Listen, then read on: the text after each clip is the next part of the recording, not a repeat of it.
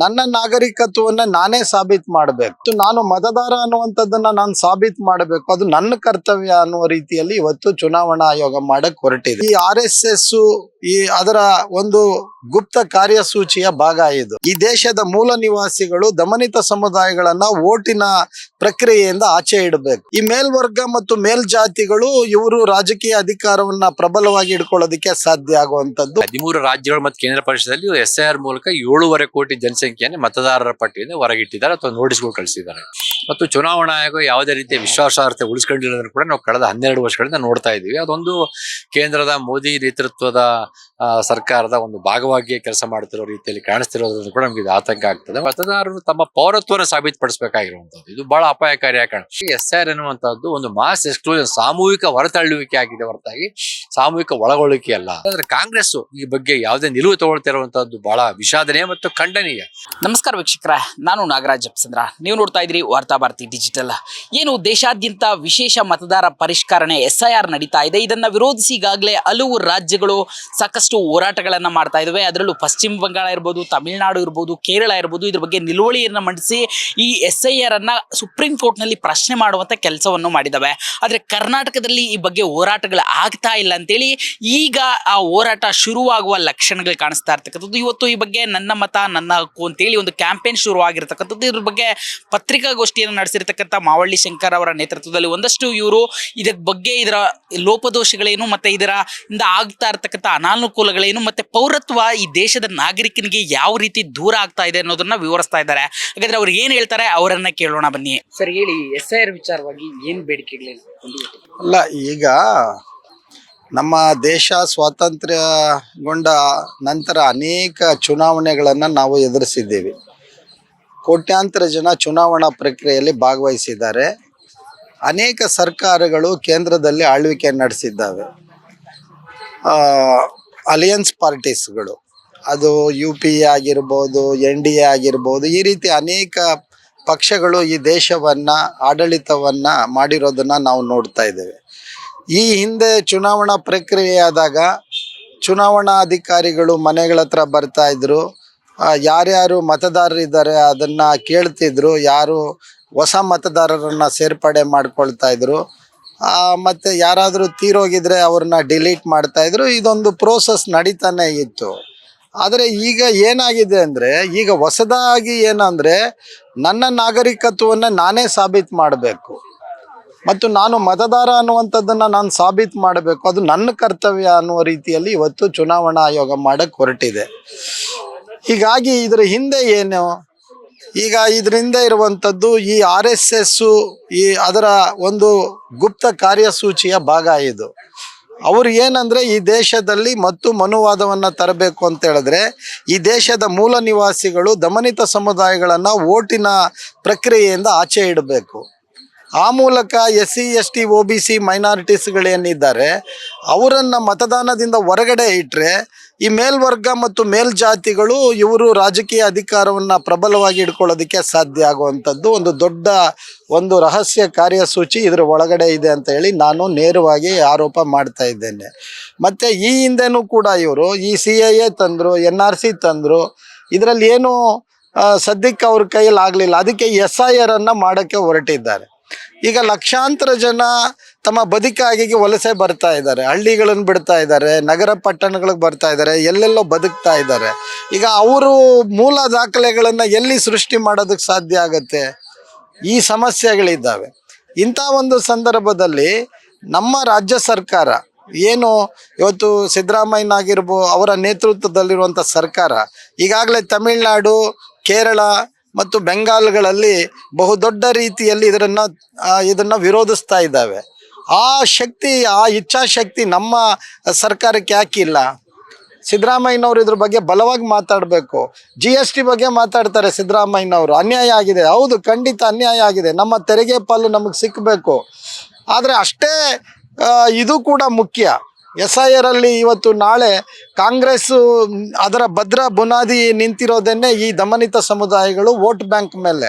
ನಿಮ್ಮ ವೋಟ್ ಬ್ಯಾಂಕನ್ನೇ ಅವರು ತೆಗೆದಾಕ್ಬಿಟ್ರೆ ನಿಮ್ಮ ಆಯ್ಕೆ ಎಲ್ಲಾಗುತ್ತೆ? ಸೊ ಇದ್ರ ಬಗ್ಗೆ ಇವರು ಗಂಭೀರವಾಗಿ ಯೋಚನೆ ಮಾಡೋದ್ರ ಜೊತೆಗೇನೆ ಯಾವುದೇ ಒಬ್ಬ ವ್ಯಕ್ತಿಯನ್ನ ಮತದಾನದಿಂದ ವಂಚಿತನನ್ನಾಗಿ ಮಾಡೋದು ಅಂದರೆ ಅದು ಒಂದು ಹತ್ಯೆಗೆ ಸಮಾನ. ಅದು ಒಬ್ಬನ್ನ ಜೀವಂತವಾಗಿ ಕೊಲ್ಲೋದು ಬೇರೆ, ಆದರೆ ಅವನನ್ನು ಚುನಾವಣಾ ಪ್ರಕ್ರಿಯೆಯಿಂದ ಹೊರಗಡೆ ಇಟ್ಟರೆ ಅವನನ್ನು ಜೀವಂತವಾಗಿ ಕೊಲ್ಲುವಷ್ಟೇ ಅದು ಹತ್ಯೆ ಆಗತ್ತೆ. ಅದರಿಂದ ಇದನ್ನು ನಮ್ಮ ಸರ್ಕಾರ ಗಂಭೀರವಾಗಿ ತಗೋಬೇಕು ಮತ್ತು ಇದರ ವಿರುದ್ಧ ಒಂದು ನಾಯಕತ್ವವನ್ನು ವಹಿಸಬೇಕು. ಇವತ್ತು SIR ವಿರುದ್ಧ ಕೇಂದ್ರ ಸರ್ಕಾರ ಮಾಡಿರುವಂಥ ಈ ಜನದ್ರೋಹಿ, ಈ ನಾಗರಿಕರನ್ನ ವಂಚಿತರನ್ನಾಗಿ ಚುನಾವಣೆಯಿಂದ ಹೊರಗಡೆ ಇರುವಂಥ ಒಂದು ಪ್ರಕ್ರಿಯೆಯನ್ನು ಅವ್ರು ಏನೇ ಮಾಡಿದ್ದಾರೆ, ಈ RSS ಮತ್ತು ಈ ಕೋಮುವಾದಿ BJPಗಳು ಇದರ ವಿರುದ್ಧ ನಾಯಕತ್ವವನ್ನು ಸಿದ್ದರಾಮಯ್ಯನವರ ನೇತೃತ್ವದ ಸರ್ಕಾರ ವಹಿಸಬೇಕು. ಈಗಾಗಲೇ ತಮಿಳುನಾಡು, ಕೇರಳದಲ್ಲಿ ಈಗಾಗಲೇ ಅವರು ಪ್ರಕಟಿಸಿದ್ದಾರೆ ತಮ್ಮ ನೀತಿಗಳನ್ನು. ನೀವು ನಾಳೆ ಬರುವ ಬಜೆಟ್ನಲ್ಲಿ ಇದನ್ನು ನೀವು ದಾಖಲೆ ಮಾಡಬೇಕು, SIR ವಿರುದ್ಧ ನಿಮ್ಮ ಅಭಿಪ್ರಾಯವನ್ನು ನೀವು ದಾಖಲೆ ಮಾಡಬೇಕು ಅಂತೇಳಿ ನಾವು ಒತ್ತಾಯವನ್ನು ಮಾಡ್ತಾ ಇದ್ದೇವೆ. ನಾವು ಹೇಳಿ, ಇವತ್ತು ಯಾವ ವಿಚಾರನ ಇಟ್ಕೊಂಡು ಪತ್ರಿಕಾಗೋಷ್ಠಿ? ನಾವು ಇವತ್ತು ಅದೇ SIR ಕುರಿತಂತೆ ಏನೋ ಇವತ್ತು ಪ್ರಕ್ರಿಯೆ ನಡೀತಾ ಇದೆ ದೇಶಾದ್ಯಂತ. ಈಗ ಆಲ್ರೆಡಿ 13 ರಾಜ್ಯಗಳು ಮತ್ತು ಕೇಂದ್ರಾಡಳಿತ ಪ್ರದೇಶಗಳಲ್ಲಿ SIR ಮುಗಿಸಿದ್ದಾರೆ. 13 ರಾಜ್ಯಗಳು ಮತ್ತು ಕೇಂದ್ರ ಪ್ರದೇಶದಲ್ಲಿ SIR ಮೂಲಕ 7.5 ಕೋಟಿ ಜನಸಂಖ್ಯೆಯನ್ನು ಮತದಾರರ ಪಟ್ಟಿಯಿಂದ ಹೊರಗಿಟ್ಟಿದ್ದಾರೆ ಅಥವಾ ನೋಟಿಸ್ಗಳು ಕಳಿಸಿದ್ದಾರೆ. ಇದು ಒಂದು ಆಘಾತಕಾರಿಯಾದಂಥ ಬೆಳವಣಿಗೆ ಇದು. ಮತ್ತು ಚುನಾವಣಾ ಆಯೋಗ ಯಾವುದೇ ರೀತಿಯ ವಿಶ್ವಾಸಾರ್ಹತೆ ಉಳಿಸ್ಕೊಂಡಿರೋದನ್ನು ಕೂಡ ನಾವು ಕಳೆದ 12 ವರ್ಷಗಳಿಂದ ನೋಡ್ತಾ ಇದ್ದೀವಿ. ಅದೊಂದು ಕೇಂದ್ರದ ಮೋದಿ ನೇತೃತ್ವದ ಸರ್ಕಾರದ ಒಂದು ಭಾಗವಾಗಿ ಕೆಲಸ ಮಾಡ್ತಿರೋ ರೀತಿಯಲ್ಲಿ ಕಾಣಿಸ್ತಿರೋದ್ರಿಂದ ಕೂಡ ನಮಗೆ ಇದು ಆತಂಕ ಆಗ್ತದೆ. ಮತ್ತು ಎಲ್ಲಿಯೂ ಇದುವರೆಗೂ ಮತದಾರರ ಪರಿಷ್ಕರಣೆ ಅಂತ ನಡೀತಾ ಇತ್ತು, ಹೊಸದಲ್ಲ. ಮತದಾರರ ಪರಿಷ್ಕರಣೆ ಅನ್ನುವಂಥದ್ದು ಈ ಭಾರತದಲ್ಲಿ ಪ್ರಜಾಪ್ರಭುತ್ವ ಬಂದು ಚುನಾವಣೆ ಪ್ರಾರಂಭ ಆದ ಕಾಲದಿಂದಲೂ ನಡೀತಾ ಇದ್ದುವಂಥ ಪ್ರಕ್ರಿಯೆ. ಪರಿಷ್ಕರಣೆ ಆಗುತ್ತೆ, ಯಾರೋ ಸತ್ತೋಗಿರ್ತಾರೆ ಅವ್ರ ಹೆಸರು ತೆಗೆಯುವಂಥದ್ದು, ಬೇರೆ ಹೊತ್ತಾಗಿ ಬಂದಿರ್ತಾರೆ ಹೆಸರು ಸೇರಿಸಿರುವಂಥದ್ದು, ಅನೇಕ ರೀತಿಯ ಪ್ರೊಸೆಸ್ ಇರ್ತವೆ. ಆದರೆ ಇದು ವಿಶೇಷ ತೀವ್ರ ಪರಿಷ್ಕರಣೆ ಅನ್ನೋದ್ರ ಬಗ್ಗೆ ನಮ್ಗೆ ಆತಂಕ. ಇದು ವಿಶೇಷ ಅಂತ ಅನ್ನುವಂಥದ್ದು ಅರ್ಥ ಆಗ್ತಿಲ್ಲ. ಮತ್ತು ಭಾಳ ಮುಖ್ಯವಾಗಿ ಮತದಾರರು ತಮ್ಮ ಪೌರತ್ವನ ಸಾಬೀತುಪಡಿಸಬೇಕಾಗಿರುವಂಥದ್ದು ಇದು ಭಾಳ ಅಪಾಯಕಾರಿಯಾಗಿ ಕಾರಣ. ನಮ್ಮ ಪೌರತ್ವ ನಾವು ಹೇಗೆ ಸಾಬೀತುಪಡಿಸುವಂಥದ್ದು?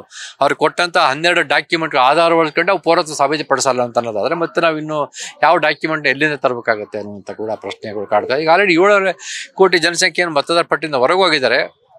ಈ ಥರ ಸಣ್ಣ ಸಣ್ಣ ಕಾರಣಗಳಿಗೆ, ಹೆಸರಲ್ಲಿ ವ್ಯತ್ಯಾಸದ ಕಾರಣಗಳಿಗೆ ಹೊರಗೆ ಹೋಗಿದ್ದಾರೆ. ಮತ್ತು ಅನೇಕ ಕಡೆಗೆ ಮಧ್ಯಪ್ರದೇಶದ ಒಬ್ಬ ಈಗಿನ ಮಂತ್ರಿಯೊಬ್ಬರು ಹೇಳ್ತಾ ಇದ್ದಾರೆ, SIR ಅಲ್ಲಿ ನಿಮ್ಮ ಹೆಸರು ಇಲ್ಲ ಅಂತಂದ್ರೆ ನಿಮಗೆ ಕಲ್ಯಾಣ ಯೋಜನೆಗಳು ಸಿಗೋದಿಲ್ಲ, ರೇಷನ್ ಕಾರ್ಡ್ ಸಿಗೋದಿಲ್ಲ ಅನ್ನುವಂಥ ದಿನಗಳು ನೋಡ್ತೀರ ಅಂತ ಕೂಡ ಹೇಳ್ತಾ ಇದ್ದಾರೆ. ಅದ್ರ ಬಗ್ಗೆ ಕೂಡ ಆತಂಕ ಆಗುತ್ತೆ.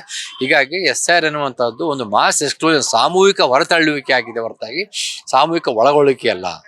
ಸರ್, ಕರ್ನಾಟಕ ಸರ್ಕಾರ ರೆಸ್ಪಾನ್ಸ್ ಮಾಡ್ತಾ ಇಲ್ಲ ಅನ್ನೋ ಕೂಗಿರ್ತಕ್ಕಂಥದ್ದು. ಒಂದ್ ಕಡೆ ಸಿದ್ದರಾಮಯ್ಯ ಅವ್ರು ಹೇಳ್ತಾರೆ, ಇಲ್ಲ ನಾವು ಕರ್ನಾಟಕ ಸರ್ಕಾರ ಇದನ್ನ ರಾಜಕೀಯವಾಗಿ ಮಾಡಲ್ಲ ಅಂತೇಳಿ. ಆದ್ರೆ ಹೋರಾಟದ ಅವಶ್ಯಕತೆ ಅಂತೂ ಇದೆಯಲ್ಲ, ಏನ್ ಹೇಳ್ತೀರಾ ರಾಜ್ಯ ಸರ್ಕಾರ? ಅದೇ ಆಶ್ಚರ್ಯ ಆಗ್ತಾ ಇರೋದು. ಒಂದ್ ಕಡೆಗೆ ರಾಹುಲ್ ಗಾಂಧಿ ಅವರು ಕೇಂದ್ರದಲ್ಲಿ SIR ವಿರುದ್ಧ ಮಾತನಾಡಿದ್ದಾರೆ, ವೋಟ್ ಚೋರಿ ಅಂತ ದೊಡ್ಡ ಮಟ್ಟದ ಕ್ಯಾಂಪೇನ್ ಮಾಡಿದ್ದಾರೆ.